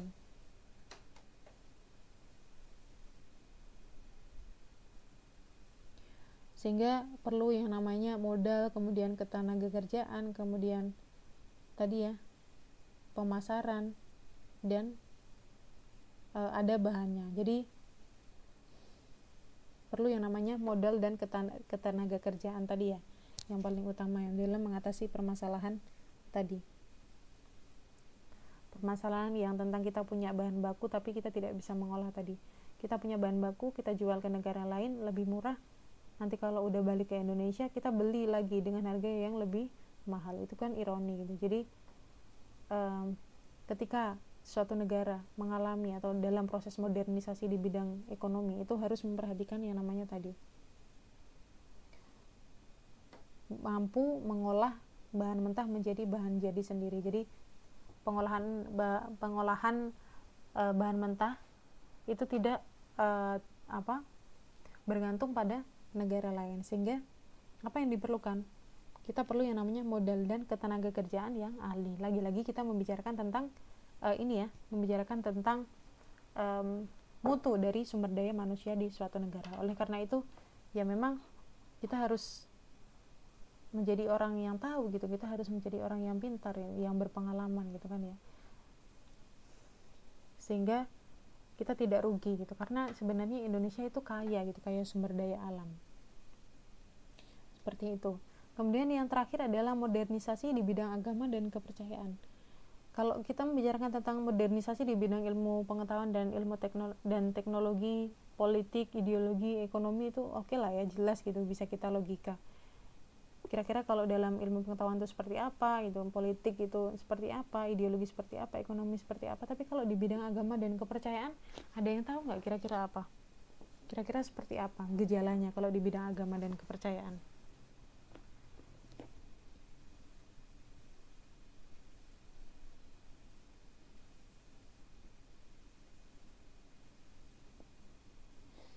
Nah, ini ya, ini cukup menarik ya ketika kita membicarakan tentang modernisasi di bidang agama dan kepercayaan. Jadi kan agama itu merupakan sumber peraturan yang menata kehidupan di dunia kan ya, pergaulan antar sama manusia dan kehidupan manusia kelak kalau sudah meninggal, ya itu kalau yang percaya. Kemudian prinsip kebenaran agama bagi umatnya terwujud dalam sikap dan perilaku sehari-hari yang tampak dalam hubungan sosial, ya kan, jelas ya kalau ini. Kalau muslim seperti apa gitu kan, Kristiani seperti apa, muslim yang sebenarnya seperti apa gitu kan. Nah, tujuan dan kehendak masyarakat agar terwujud keteraturan, ketertiban hubungan antar warga dapat berpedoman pada ajaran agama masing-masing. Nah, di sini berarti dikatakan bahwa agar terwujud keteraturan, ketertiban hubungan antar warga dapat berpedoman pada ajaran agama masing-masing. Berarti bahwa setiap agama itu ajarannya adalah baik, yang mana menyuruh gitu kan, menganjurkan untuk senantiasa berbuat baik antar sesama manusia. Nah, religi atau kepercayaan menurut ahli gitu kan ya, Pak Kuncoroningrat, adalah semua aktivitas manusia termasuk peralatannya dalam rangka komunikasi dengan Sang Pencipta. Jadi sholat, kemudian zikir, kemudian kalau orang Kristen pergi ke apa namanya, kalau orang pergi ke tempat peribadatannya orang Kristen apa namanya, kok saya lupa ya, ya pokoknya ke tempat itu ya. Kemudian kalau yang Buddha pergi ke temple gitu kan ya, itu disebut religi. Nah, pada masyarakat primitif nih ya, yang bentuk religi manusia masih sederhana dan tidak memiliki peralatan yang memadai, namun bentuk peribadatannya sangat dipengaruhi oleh adat dan lokalitas. Setuju nggak kalau ini? Jadi kalau kita misalnya yang sudah tahu gitu kan, kalau agama itu kita misalnya yang sudah tahu, kita memilih Islam, kita memiliki peralatan yang memadai gitu untuk melakukan aktivitas peribadatan. Kita memiliki mukna, kita memiliki sajadah gitu, kita memiliki Al-Quran gitu kan ya, untuk melakukan prosesi peribadatan. Namun berbeda dengan masyarakat primitif yang mana mereka itu melakukan ibadah tidak seperti kita gitu kan, yang mana dia itu dipengaruhi oleh adat istiadat. Nah, pada masyarakat primitif yang wilayahnya masih terpencil dan terasing, keterbelakangan masih berlanjut sampai sekarang. Misalnya ada loh masyarakat Trunyan di Bali nih ya, masyarakat ujung Alan di ujung Alan dan ujung Galok di Cilacap atau Jateng. Kemudian ada juga masyarakat Baduy di Jawa Barat ya, suku Baduy di Jawa Barat, masyarakat Tengger di Jawa Timur, kemudian masyarakat Asmat di Irian Jaya. Nah, sebagai objek wisata dan budaya, masyarakat yang masih primitif merupakan aset negara yang diminati para turis mancanegara. Jadi mereka yang suku-suku yang saya sebutkan tadi itu ya, dia tidak melakukan peribadatan seperti kita gitu. Seperti Muslim melakukan sholat, kemudian Kristiani pergi ke church, kemudian yang yang Buddha pergi ke temple gitu kan ya. Mereka tidak, mereka melakukan sama, mereka juga melakukan peribadatan, namun dengan cara-cara yang berbeda dengan kita, tidak dengan cara-cara tadi, namun dengan cara-cara lokal gitu, dengan cara-cara adat mereka masing-masing. Nah, berkat modernisasi di bidang religi, kemajuan dalam bidang agama dan kepercayaan itu dapat terjadi gitu. Seperti apa? Seperti misalnya tersedianya sarana prasarana ibadah dari kota besar ke pelosok daerah. Kemudian yang kedua, terorganisirnya kegiatan agama baik secara regional maupun nasional. Jadi ketika ada peringatan hari-hari besar gitu kan ya, hari-hari besar agama maupun program pengembangan agama itu lebih terorganisir, lebih baik.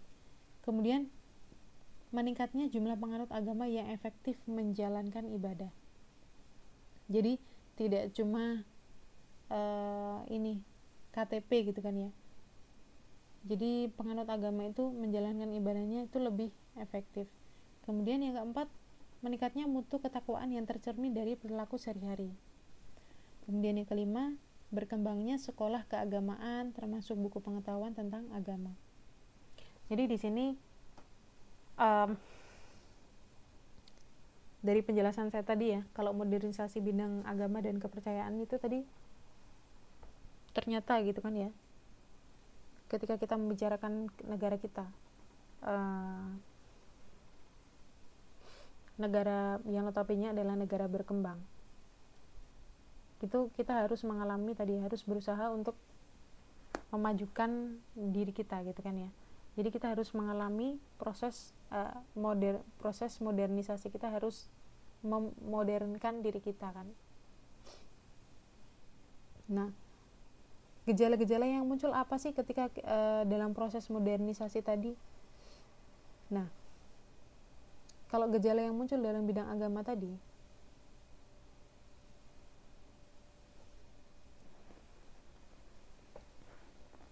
salah satunya adalah yang muncul adalah tadi ya,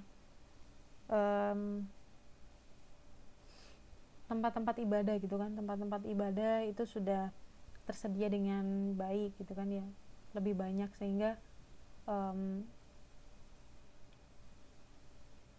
umat dari setiap agama itu lebih nyaman, lebih gampang, lebih efektif dalam melakukan ibadah. Kemudian yang kedua, tidak hanya itu ternyata, tapi ketakwaan dari masyarakatnya, ketakwaan dari umatnya, umat-umat beragama di negara tersebut itu lebih gitu, ketakwaannya lebih. Terlihat dari apa? Terlihat dari perilakunya, dari attitude-nya. Semakin seseorang tingkat ketakwaannya itu lebih tinggi, maka attitude atau perilaku sehari-harinya itu lebih baik. Kemudian yang ketiga, agama atau organisasi-organisasi dari agama itu lebih terorganisir gitu, lebih terorganisir, sehingga kalau misalnya mereka melakukan perayaan hari besar gitu kan, pengajian apa, itu lebih gampang, lebih terstruktur, lebih baik. Kemudian yang kedua, semakin berkembangnya sekolah keagamaan tentang sekolah keagamaan, tentang sekolah yang mengajarkan tentang ini, pengetahuan agama. Jadi tadi ternyata negara ya dikatakan lebih modern, itu juga bisa dilihat dari sisi agamanya, dari sisi kepercayaannya. Dari suatu negara tadi dikatakan dia sudah modern apabila tadi dia umatnya, dia masyarakatnya itu takwa gitu, takwa terhadap agamanya masing-masing, yang mana itu tercermin dalam attitude atau kesehariannya. Dan juga dilihat dari sarana prasarana dari peribadatan. Kemudian dilihat dari apalagi tadi, dilihat dari semakin berkembangnya sekolah keagamaan gitu kan. Jadi ternyata ada loh modernisasi di bidang agama. Ketakwaan itu ternyata modernisasi di bidang agama loh, di bidang kepercayaan loh, seperti itu.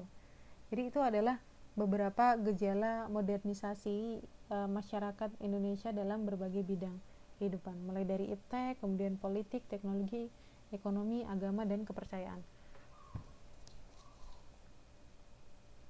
Nah, kita tadi sudah membahas ya tentang modernisasi iptek ya.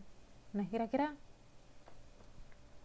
setuju nggak kalau Indonesia itu sekarang lebih ilmu pengetahuan dan teknologinya lebih baik lebih baik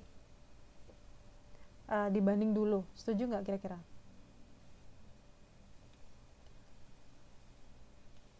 Halo? Gimana Mbak Darsa, Mbak Hening, Mbak Mary, Mbak Bunda, Mbak Herlin, dan Mbak Karisma?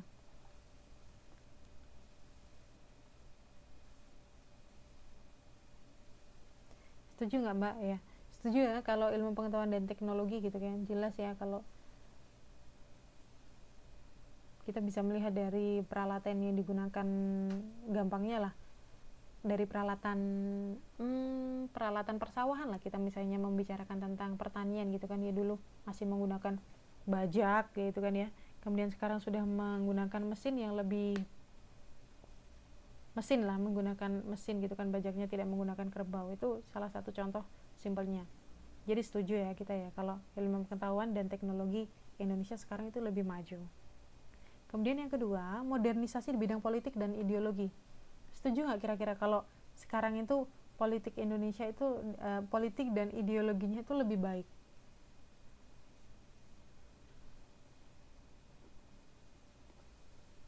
Tadi kalau dalam bidang iptek setuju. Kemudian dalam bidang politik dan ideologi kira-kira setuju nggak?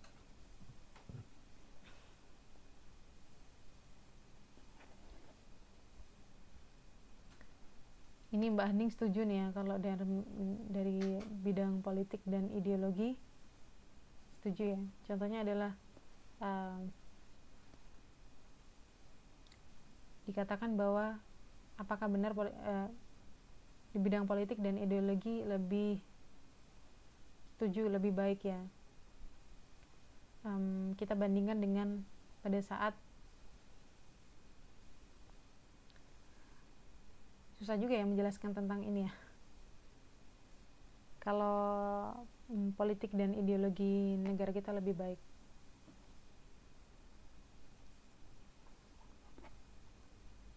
Setuju ya tentang ini ya, bidang politik dan ideologi lebih baik ya. Berarti ketika kita membicarakan politik dan ideologi ini lebih baik,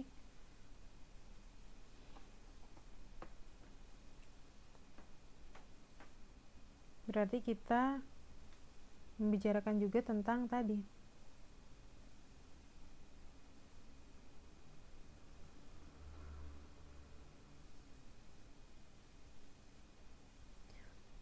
undang-undangnya ya sudah diperbarui gitu kan ya. Kemudian pemantapan dari ideologi. Memang ada beberapa undang-undang ini ya yang diperbarui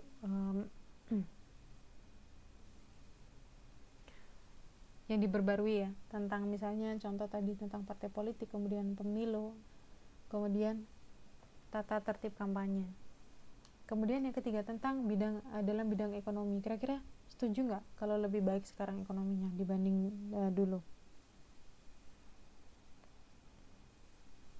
Setuju ya. Dilihat dari misalnya nilai rupiah aja. Nilai rupiah pada zamannya Pak Soeharto ya, yang dulu sampai pernah naik sampai 17.000 itu. Nah sekarang sudah membaik, lebih stabil, meskipun kemarin sudah sempat naik gitu kan ya, namun sekarang sudah stabil lagi. Dan banyak hal gitu kan ya. Kemudian dilihat dari ini, agama dan kepercayaan. Setuju nggak kalau sekarang itu lebih baik daripada dulu di bidang agama dan kepercayaan?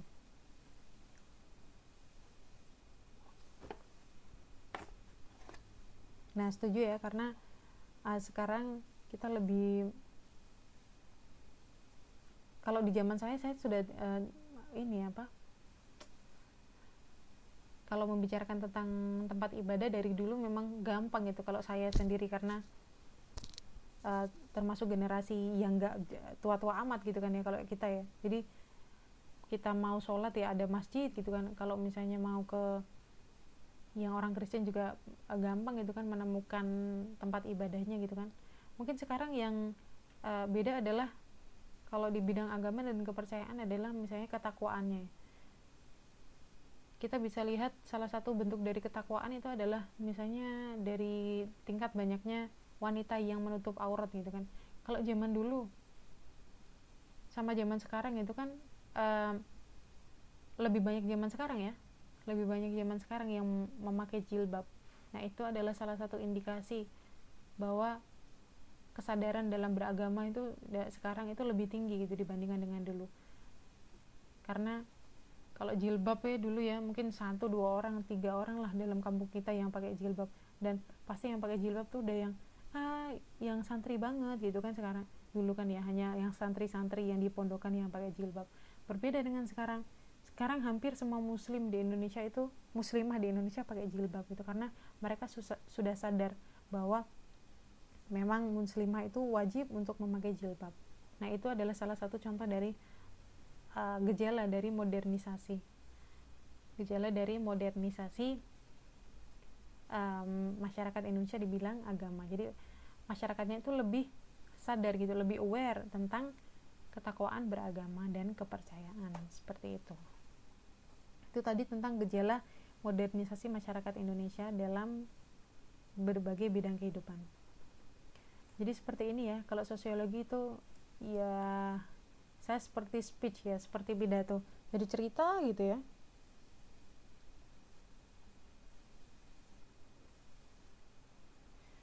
Nah oke, selanjutnya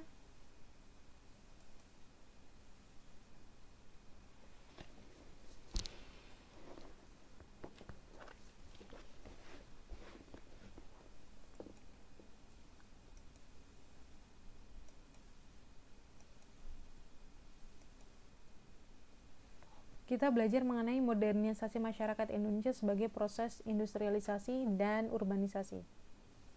Nah, sebelum kita membahas lebih detail nih mengenai industrialisasi dan urbanisasi, kita mengenal dulu nih apa itu industri. Karena industrialisasi itu erat hubungannya dengan industri.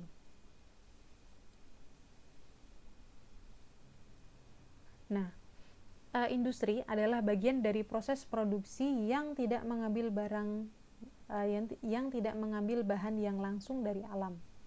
Tetapi barang itu diolah dahulu hingga akhirnya menjadi barang yang bernilai bagi masyarakat. Itu disebut sebagai industri. Jadi industri itu ini ya, proses produksi yang tidak mengambil bahan yang langsung dari alam. Tetapi barang itu diolah dahulu sehingga akhirnya menjadi barang yang bernilai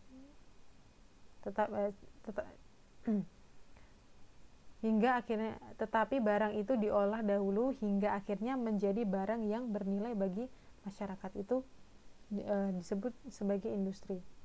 Jadi kita tahu lah ya, ini nggak perlu saya jelaskan lebih lanjut ya. Ada industri sepatu, industri tas gitu kan ya. Jadi mengubah barang hingga barang itu menjadi bernilai bagi masyarakat. Jadi tas bisa digunakan untuk menaruh barang, kemudian sepatu bisa digunakan untuk melindungi kaki kita gitu kan ya. Jadi dia tidak mengambil bahan yang langsung dari alam, tetapi barang itu diolah dahulu sehingga bisa menjadi barang yang bernilai bagi manusia, bagi masyarakat. Nah, ada beberapa manfaat dari industri. Manfaatnya adalah memperbesar kegunaan bahan mentah. Yang misalnya kita membicarakan tentang industri tekstil lah, kapas gitu kan ya, kapas yang awalnya apa fungsinya kapas gitu kan ya, sebelum dia menjadi kain. Nah, fungsinya akan lebih banyak kan ya dibanding ketika kapas itu hanya menjadi kapas. Berbeda dengan ketika kapas itu sudah menjadi kain gitu, melalui proses industri kemudian menjadi kain, maka manfaatnya akan menjadi lebih besar karena kain itu bisa dibuat baju, bisa dibuat celana, bisa dibuat berbagai macam hal, sehingga kegunaannya itu bisa lebih besar dibanding dengan kapas tadi yang notabene sebagai bahan mentah. Oke. Kemudian yang kedua, dapat memperluas lapangan pekerjaan. Nah, jadi membutuhkan manusia itu ya sebagai sumber untuk proses pekerjaannya. Jadi sehingga membuka yang namanya lapangan pekerjaan. Kemudian yang ketiga, menghasilkan aneka barang yang diperlukan oleh masyarakat, jelas. Yang keempat, menjadikan kegiatan ekonomi lebih mudah berkembang. Kenapa? Karena tidak semata-mata tergantung pada lingkungan alam.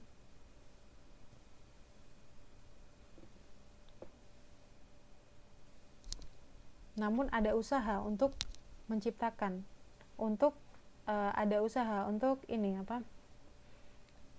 mengubah atau memperbesar manfaat dari bahan mentah tadi, sehingga tidak tergantung pada lingkungan alam aja gitu, tapi ada usahanya tadi untuk memperbesar kegunaan atau manfaat suatu benda, suatu barang mentah.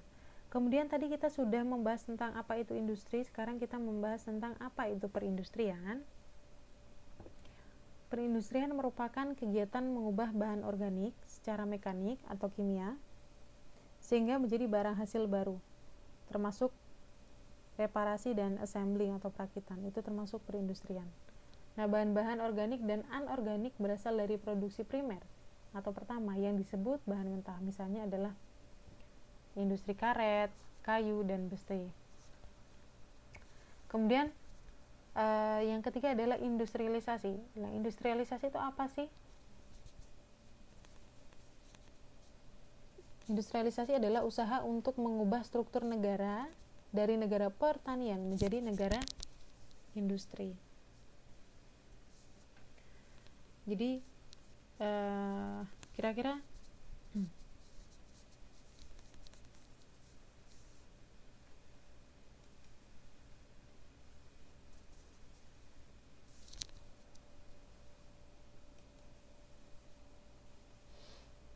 jadi tadi ya, Indonesia itu sekarang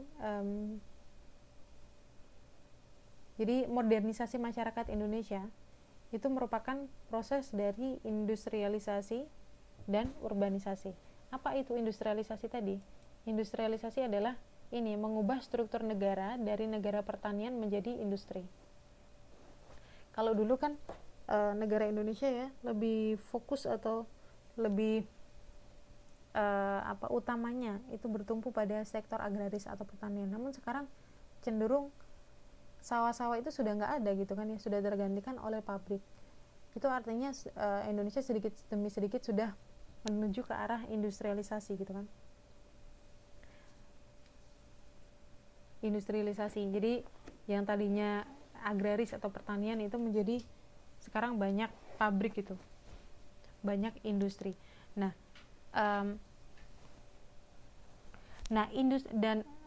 industrialisasi inilah atau modernisasi inilah yang merupakan salah satu bentuk dari salah satu proses dari industrialisasi. Jadi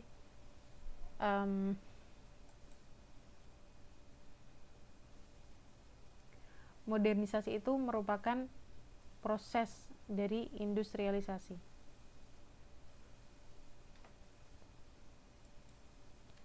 Seperti itu.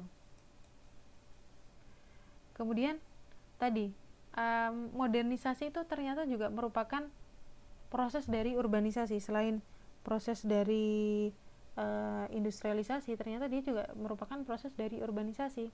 Apa sih urbanisasi itu? Nah, urbanisasi itu adalah perpindahan penduduk dari desa ke kota. Jadi banyak ya sekarang ya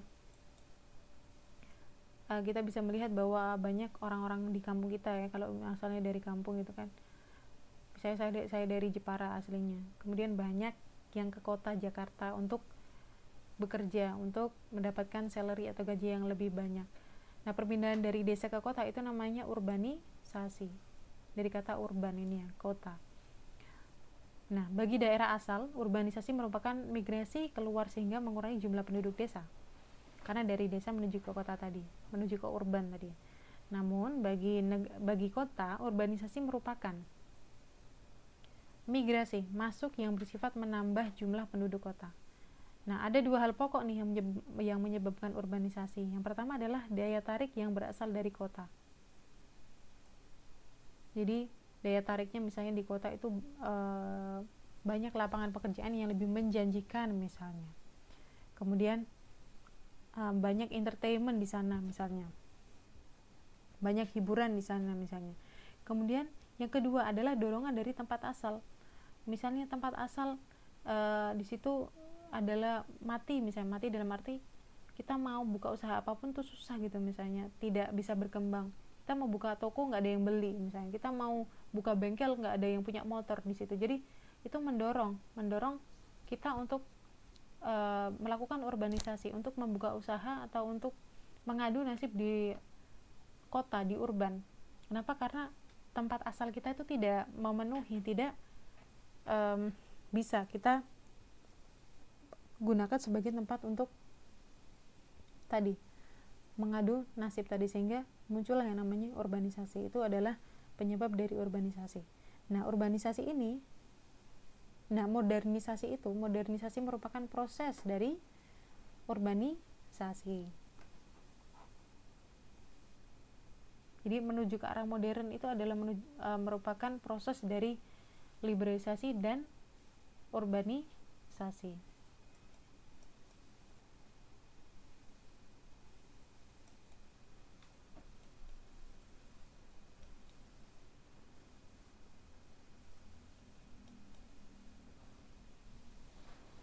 Nah, sekarang kita sudah membicarakan tentang modernisasi sebagai proses dari industrialisasi dan urbanisasi. Sekarang kita membicarakan tentang potensi,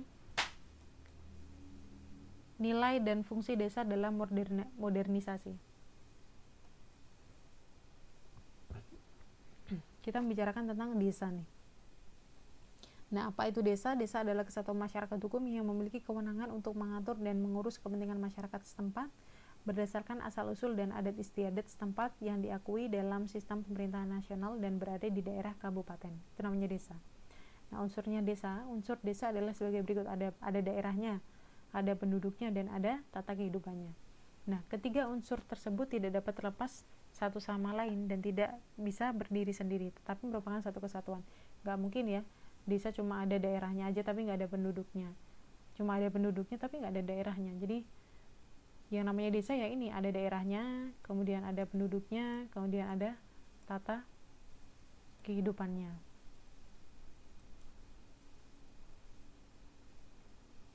Nah, bagaimana sih modernisasi desa? Nah, modernisasi desa adalah usaha untuk mengubah sikap mental masyarakat dari pengertian desa yang selamanya selalu dijadikan objek dari segala kegiatan dalam masyarakat, baik dalam bidang politik, sosial, ekonomi, maupun budaya ya.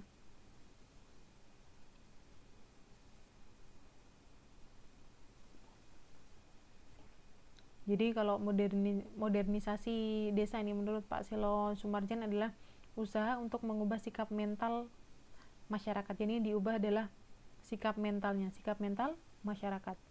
Dari pengertian desa yang selamanya selalu dijadikan objek dari segala kegiatan, baik bidang politik gitu kan, sosial, ekonomi, maupun budaya. Contohnya adalah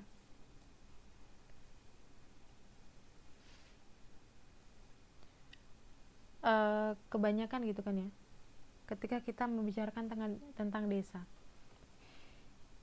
kebanyakan ketika kita membicarakan tentang desa itu identik dengan orang-orang yang pikiran kita gitu kan, itu yang berpendidikan rendah atau gampanglah misalnya memiliki taraf ekonomi yang rendah misalnya. Kenapa? Karena misal nih di desa tersebut mereka mata pencaharian utamanya adalah petani, yang mana biasanya itu pendapatannya itu rendah gitu kan, oleh karena itu banyak itu digunakan sebagai sasaran atau paradigma kita ketika kita membicarakan tentang desa. Itu pasti petani, pendapatannya rendah. Nah, kita dalam modernisasi desa itu adalah usaha untuk mengubah sikap mental tadi, yang mana desa itu identik dengan yang uneducated, dengan yang hanya petani saja, hanya yang berpendidikan rendah. Kita mengubah mindset itu, kita mengubah paradigma itu, kita mengubah sikap mental dari masyarakat di desa tersebut. Kita mengubah sikap mental orang-orang di desa yang awalnya itu selalu identik dengan hal-hal yang sifatnya kurang modern, kurang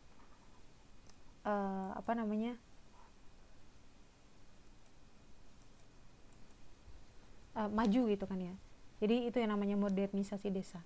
Jadi modernisasi adalah mengubah sikap masyarakat, sikap mental masyarakat atau orang-orang yang ada di desa tersebut agar tidak senantiasa identik gitu, tidak senantiasa identik dengan hal-hal yang sifatnya itu tidak maju dan tidak modern gitu kan.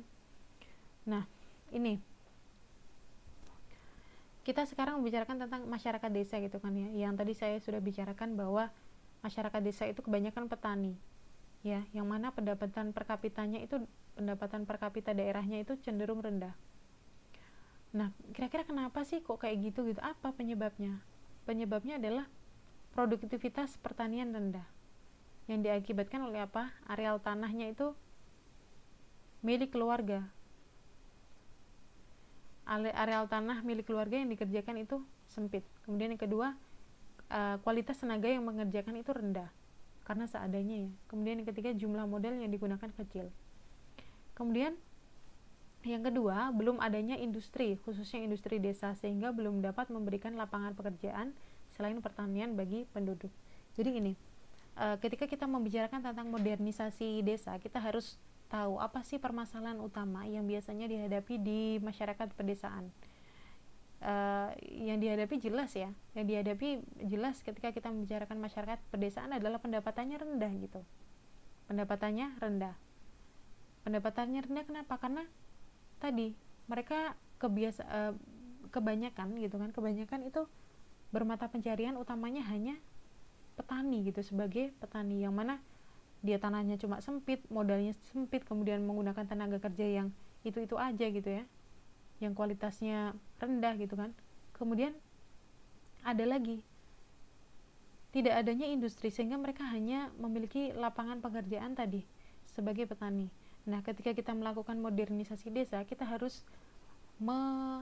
memiliki solusi untuk memecahkan permasalahan ini. Jadi gak apa-apa gitu ya, kalau misalnya yang pertama misalnya gak apa-apa, masih tetap menjadi petani, namun harus memiliki kualitas tenaga kerja yang lebih ahli, harus meningkatkan modalnya gitu kan ya. Kemudian kalau misalnya ingin melakukan modernisasi desa, nah kita harus mencari ini solusi mata pencarian untuk masyarakat yang yang tadinya hanya petani. Kita harus mencarikan solusi, misalnya membuka industri di daerah desa tersebut, di wilayah desa tersebut, sehingga ada lapangan pekerjaan lain, sehingga masyarakat tidak hanya fokus menjadi petani. Nah, itu adalah cara untuk melakukan modernisasi desa. Oke. Waktunya sudah habis ya. Kita lanjutkan pertemuan selanjutnya di minggu depan. Oke. Terima kasih untuk Mbak Darsam, Mbak Hening, Mbak Mary, dan Mbak Herlin. Ya, karena pelajaran sosiologi, sudah saya bilang ya, kalau pelajaran sosiologi adalah pelajaran yang menurut saya pribadi juga membosankan gitu, karena ya gurunya jadinya yang speech terus, yang pidato terus gitu ya. Ya, tapi semoga bermanfaat ya, karena tidak ada belajar yang tidak bermanfaat gitu kan. Semoga apa yang kita lakukan saat ini dapat bermanfaat, tidak hanya sekarang, tapi sampai kedepannya, kehidupan kita kedepannya. Oke. Marilah kita tutup pelajaran malam ini dengan membaca hamdalah bersama-sama. Alhamdulillahirabbil alamin. Terima kasih, selamat istirahat, dan wassalamualaikum warahmatullahi wabarakatuh.